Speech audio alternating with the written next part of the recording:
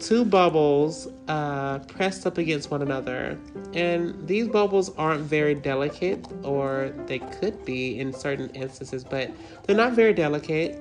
They are somewhat elastic, and pressing up against one another, you can see the impressions from the quote unquote, not really physical, but tangible perspectives of each of those things.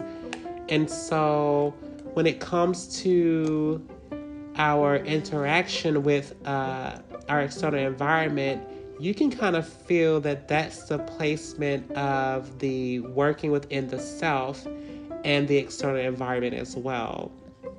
And that can be kind of difficult as you're pressing forward or pressing into the external, pressing forward to your endeavors, your goals, your aspiration. You find yourself pushing up against a brick wall. It feels as if nothing is moving. If nothing else, your mind is going wonky because you're trying to move, but it's nothing moving. And you're feeling the instance of, if nothing is moving, am I making any progress? And that's the part of the problem, but that's the part of the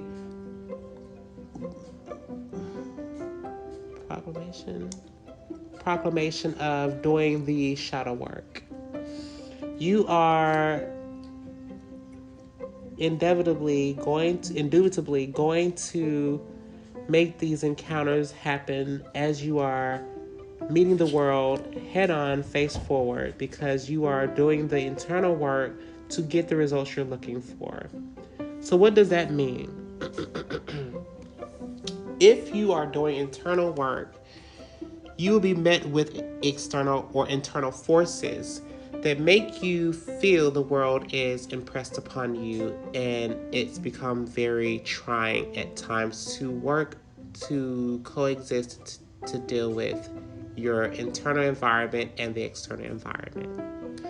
And this is because your struggle inside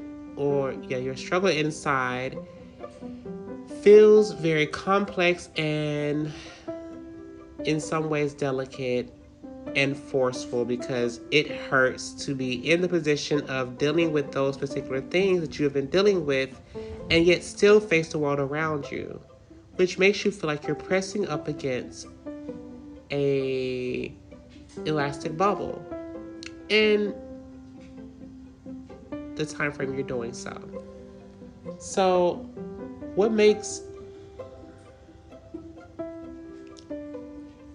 me feel like I have any authority over something like this? I've been dealing with this my entire life. It's been a work of labor, progress, and eventually love, because you love yourself enough to do the work. And so it's made me take a key turn in myself to say, this is who I am, and if I'm going to go towards, or if I'm hindering myself, I need, girl, just get out the way. Just get out of your own way. Because if you're hindering yourself, how are you going to help yourself or help anybody? And that's part of the process of the shadow, because what you can feel as you're being pressed into this bubble, you are trapped in your mind. But inevitably, this trapment is only of your own making. You torture yourself with these thoughts and mindsets and mind frames because you have been in this uproar for so many years, thinking that you will always be like that. And it's not true. You know, the work that you have done and will do and have been doing is part of the process. for some, it seems meager progress has been made. And I said meager just to make sure it's clear.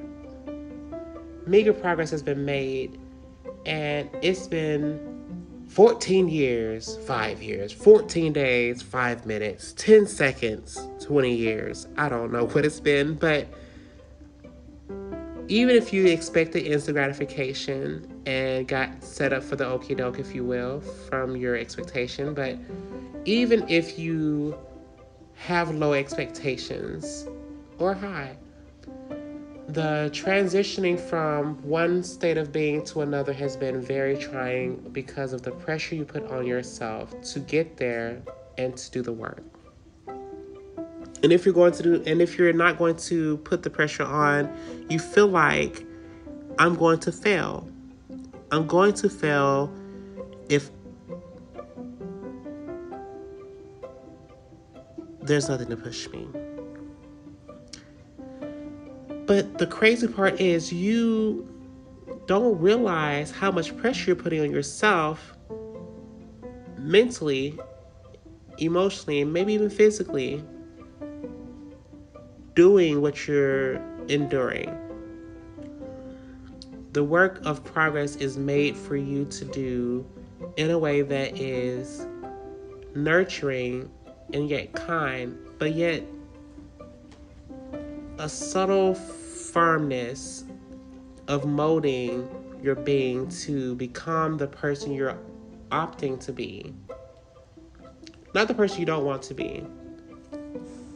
We wouldn't beat our kids with the wrong kid because they did something similar to what they don't want them to do, if that makes sense.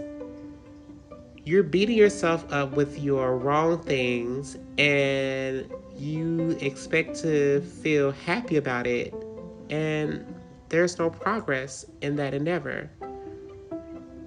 I've said it before, but I'll say it again.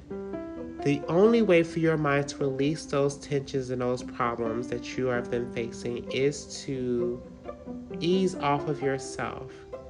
Be nurturing, loving, kind, and considerate as much as you can be. Now, you do have to enable yourself to progress indubitably, but for some purpose and some rhyme and reason, it's the way that you do it that matters too. So in the shadow work that you're doing, you have to play the role of the mother and the father, the disciplinary and the affectionate one, in tandem. And you probably might be wondering, what does that look like? It's knowing when you need self-discipline and when you have to say, I'm okay. It's not my fault. Or if I get up this morning and that's all I get to do this morning, good on me. And if you don't, then you have to try again. It's up to you to make that progress towards where you're trying to go, because even if you weren't to do those steps, if you were comfortable, you wouldn't be trying to get to where you're trying to go in the first place. So I say this to be much more enamored by those who have came before us. You have to be kind and generous and gentle with yourself, mentally, physically, and spiritually, and emotionally. But on our next clip, I'm going to try to break down some of the things that we might have went through a little bit, but I'm going to try to give some more details in.